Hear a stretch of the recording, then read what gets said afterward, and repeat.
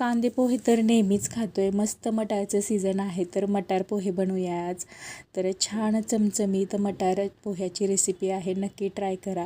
तर इथे पोहे घेतलेत, हवे तेवढे पोहे घ्या. तुम्हाला किती प्लेट बनवायचे तेवढे पोहे घ्यायचं, ते भिजवायचं.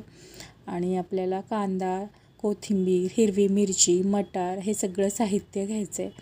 आणि भिजल्यानंतर थोडेसे सुके वाटत असेल तर थोडासा पाण्याचा शिंतोडा द्या.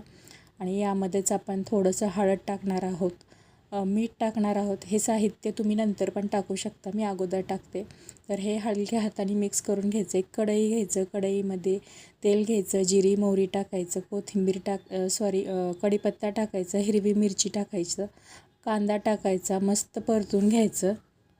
कांदा परतलं की लगेच आपले मटार टाकायचे. मटार शिजण्यासाठी थोडंसं मीठ टाकते आणि आपले मटार लवकर मऊ होतील आणि कांदा पण छान आपला मऊ पडेल.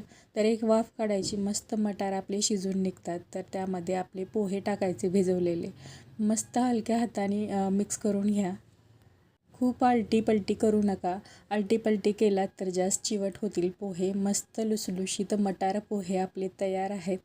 आणि एक वाफ काढायची आपल्याला आणि त्यावरती भरपूर कोथिंबीर टाकायची आहे. आणि मस्त आपले मटार पोहे तयार आहेत.